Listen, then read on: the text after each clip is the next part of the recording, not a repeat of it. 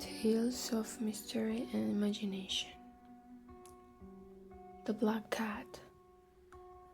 I know you will not believe this story, only a madman could hope that you would believe it. And I'm not mad, but as I'm going to die tomorrow, I would like to tell my story to the world today. Perhaps someday, somebody more calm and less excitable than me will be able to explain it. I have always loved animals. I loved them deeply from the very first days of my life. When I was young, we always had many animals in our house, and so I used to spend most of my days playing with them and taking care of them. As the years passed, I grew into a quiet gentleman, and my love for animals grew too. I found that they were more friendly, more honest than most men. Animals were always my best friends. I got married when I was quite young. Luckily, my wife loved animals too, and she used to buy me many animals as presents. In fact, our house was always full of animals. We had birds, fish, a dog, chickens, and a cat. This cat, whom we called Pluto, was a large black cat. He was a beautiful animal, and he was also very clever. I loved Pluto more than I loved all of my other animals. I wanted to do everything for him myself, so I never let my wife take care of him. I used to play with him and give him his food, and he followed me everywhere I went.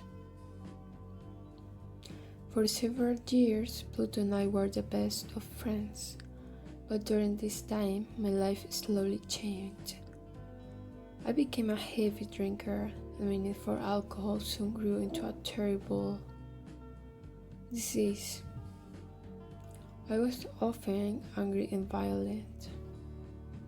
I began to shout at my wife, and I even started to hit her. My animals too felt the change in me. I stopped taking care of them, and sometimes I was even cruel to them. But I was never cruel to Pluto. As time passed, my disease grew worse, and soon even Pluto was not safe from my violence. One night I arrived home late. I was very, very drunk. When Pluto saw me, he tried to run away from me, and this made me angry. I caught him by his neck and shook him. He in his fright bit me on the hand. At once a wild, terrible anger filled me, and I could feel nothing except burning hate. Slowly I took a knife from my pocket, opened it, and then carefully cut out one of Pluto's eyes from its socket. I shake today as I write these words down. Every time I remember that day, I still feel sadness and pain. When I woke up the next morning, I felt ashamed of what I had done, but this feeling was not strong enough to make me change my life. I continued to drink because it was too difficult for me to stop. Soon I had forgotten what I had done. As the months passed, Pluto got better. His empty eye socket still looked terrible, but at least he wasn't in pain anymore. And surprisingly, he used to run away from me when he saw me, frightened that I would hurt him again. At first, I was sad to see him run away, an animal which had once so loved me. Then I began to feel a little angry. There is something strange about the human heart. We humans seem to like hurting ourselves. Haven't we all 100 times? done something stupid or evil just because we know that we should not do it. It was because of this need to hurt myself that I did this next evil thing. One morning, I woke, found a rope and calmly tied it around Pluto's neck. Then I hung the poor animal from a tree and left it there to die. I cried as I did this terrible thing. My face was wet with tears and my heart was black and heavy. But I killed it. I killed it because I knew it had loved me. Because it hadn't hurt me, even because I knew that I was doing something terrible and wrong. That same night, we had a fire in our house. I was woken from my sleep by loud shouts of fire. When I opened my eyes, I found that the fire had already reached the bedroom. My wife and I ran out of the house as fast as we could. Luckily, we escaped death, but the house and almost everything in it was destroyed. The next day, I went back into the house and saw several people standing in a group, looking at a wall. It was the only wall of the house that was still standing after the fire. It was one of my bedroom walls, the one where the head of my bed had rested. As I came nearer to the wall, I heard someone say, "How strange." And another person, "That's impossible."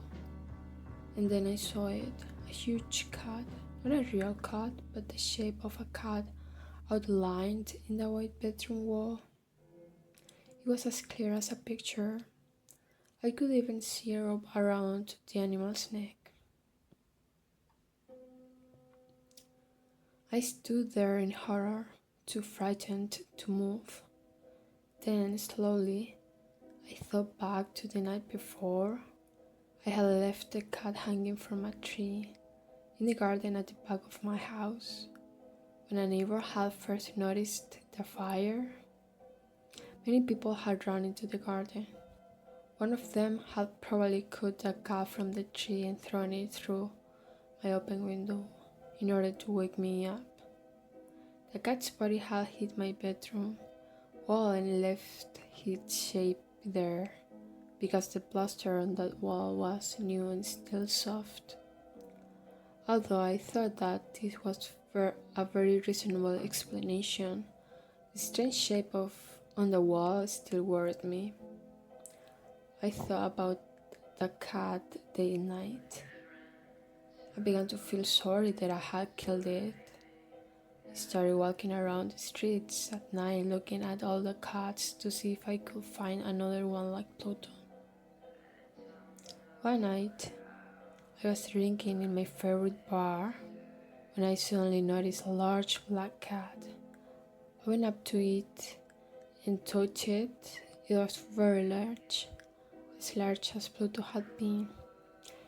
It also looked very like Pluto, except for one thing. Pluto had been black all over, but this cat had a white mark on its front. I touched the cat, and he immediately lay down against my leg and seemed very friendly towards me. This, I decided, was the cat that I wanted. I offered the barman some money to buy the cat from him, but he said that the cat didn't belong to him. In fact, he had no idea where it had come from.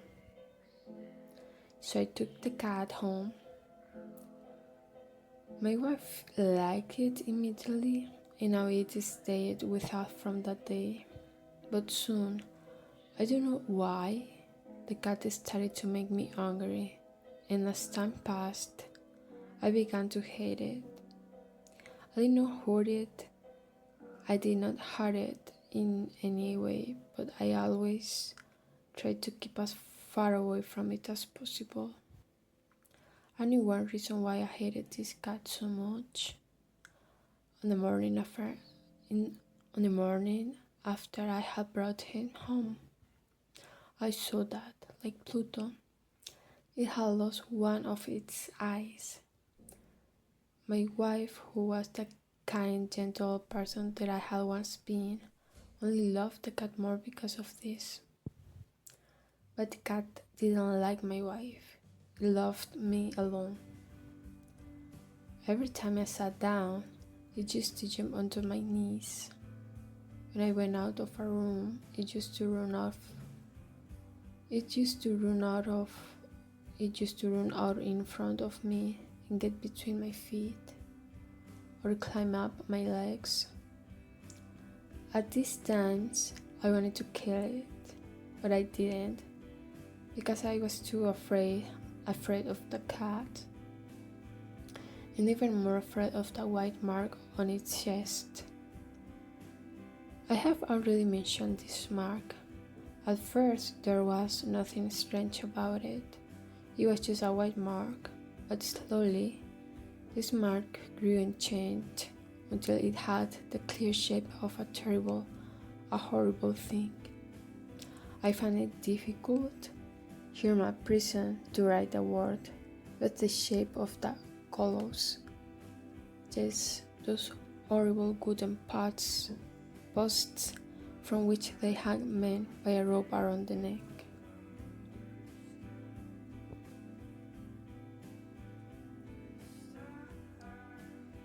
As each day passed, my fear grew and grew. I, a man, a strong man, had become afraid of a cat. Why was I so frightened, so worried by a stupid animal? Day and night I could get no rest. I had the most terrible dreams, and my mind turned to dark, evil thoughts. I hated everything, everybody, and life itself.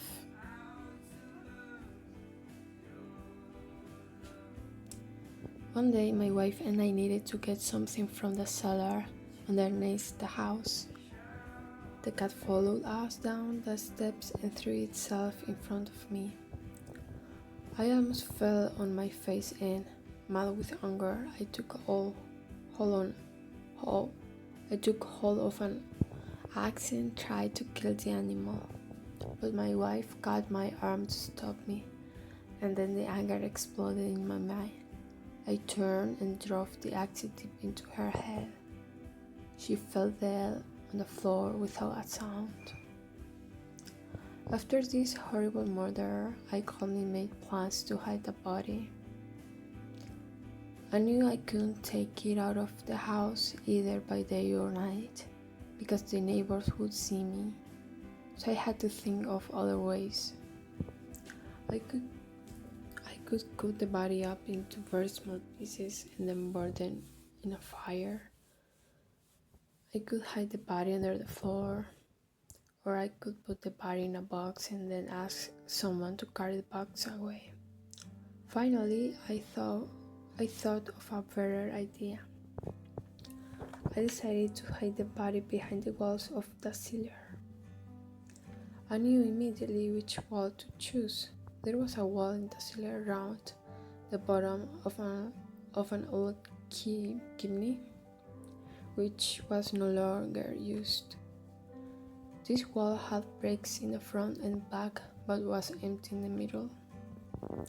I started work at once. I took out some of the bricks from the front wall and carefully put the body against the back wall. Then I put back the bricks and covered them with plaster. I made sure that the plaster did not look new, and soon the wall looked just the same as all other walls. When I had finished my work, I looked at the plaster. I've never done a better piece of work, I said to myself happily. I then looked around for the cat to kill it. It had brought too much unhappiness into my life, and so it too must die. I looked for it everywhere, but it had disappeared. I was free at last. That night I had a deep, peaceful sleep. I, who had just killed my wife, slept well. 3 days passed, and still the cat did not appear.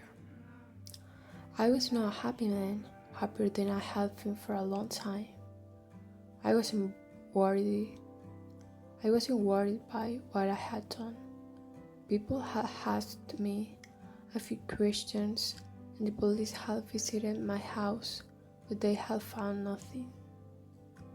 On the fourth day, the police visited again and began to search the house. They looked into all the rooms and then went down into the cellar. I went with them, feeling calm and safe. I watched them as they looked everywhere. They seemed quite happy that there was nothing there, and they got ready to leave. I was very happy. I was sure that I was safe, but I wanted to say something, just a word or two, to show how unworried I was. Gentlemen, I said, I'm pleased that you found nothing here and that you are now leaving this house. But let me show you something, gentlemen. Do you see how well built this house is? These walls, you will notice, are very strong. As I said these words, I knocked on the wall with a stick, the wall where I had hidden my wife. At that moment, we heard a sound. It was a strange sound, unlike anything I had ever heard before. The sound was as soft at first, almost like a baby crying. Then it grew louder and louder and turned into one long, endless scream. It was like a cry rising from hell. The policemen looked at me and then at one another. They ran to the wall and started pulling out the bricks as fast as they could. In minutes, the wall was down, and there, for all to see, was the body of my dead wife. On top of her head, with a red open mouth and one burning eye, sat the black cat, the animal which had made me a murderer, and which would not send me to my death. I had put the horrible thing into the wall alive with my wife.